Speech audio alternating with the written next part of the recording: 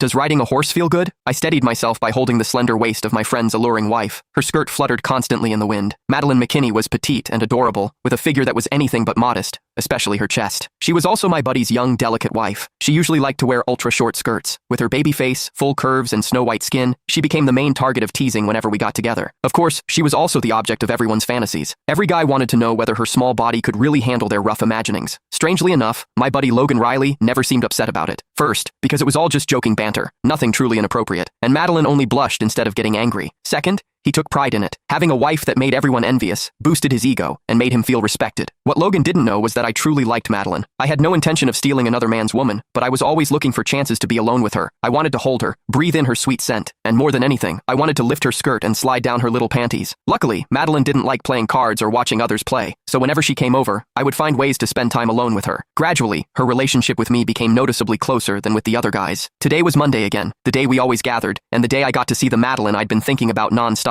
The guys were already seated and had started playing cards. Their girlfriends or wives either sat beside them watching or scrolled through their phones. Only Madeleine kept glancing around, clearly not wanting to sit there. I quickly stood up and told everyone I had a writing lesson today and needed to go prepare. No one really cared. They were all busy drawing and playing their cards. Only Madeleine looked up at me, her eyes carrying a hint of anticipation. Anyone want to come take a look? You can ride a horse too, I added casually. I do. I'll go. It's so boring here, Madeleine said at once and stood up. No one thought much of it. She had always been lively and playful. Let's go. I gestured to her, and she followed happily. Madeleine walked in front of me. Her figure was full and curvy, and every step made her skirt lift and fall again. My eyes never left her hips. I kept hoping I'd catch a glimpse of her panties. I wondered what kind of girl this cute liked to wear. Connor, is riding a horse fun? I've seen them a few times before, but they're so tall. I was afraid they'd kick me, so I never dared to try. She suddenly turned back, clearly waiting for my answer. Of course it's fun. When it runs, the feeling is amazing. I'll teach you in a bit. Ha, this was promising. Since Madeleine had brought it up herself, I'd take advantage of the moment on horseback. I quickly fitted the horse with a double saddle and led the tall chestnut horse over to her. Wow, it's so tall up close. Madeleine stared at it, her eyes sparkling. Come on, I'll help you get up and try. I took her hand and led her to the stirrup on the side. Before she could react, I grabbed her left ankle and placed it into the stirrup. Connor, I'm not ready yet. She grew nervous all at once, but I didn't give her time to hesitate. Push with your right foot. Step into the stirrup with your left. Up! As I spoke, I supported her by the hips and lifted her onto the stirrup. Through the thin fabric of her skirt, what met my hand was soft and springy. I had to admit, Madeleine wasn't just well endowed in the chest. Her hips were just as tempting. Then I lifted her right leg over the horse's back and settled her onto the saddle. In the instant she swung over, her skirt flipped high into the air. White thong panties. Two round snow-white cheeks of her bottom were exposed right before my eyes, with only a tiny strip of fabric at the center. So sexy.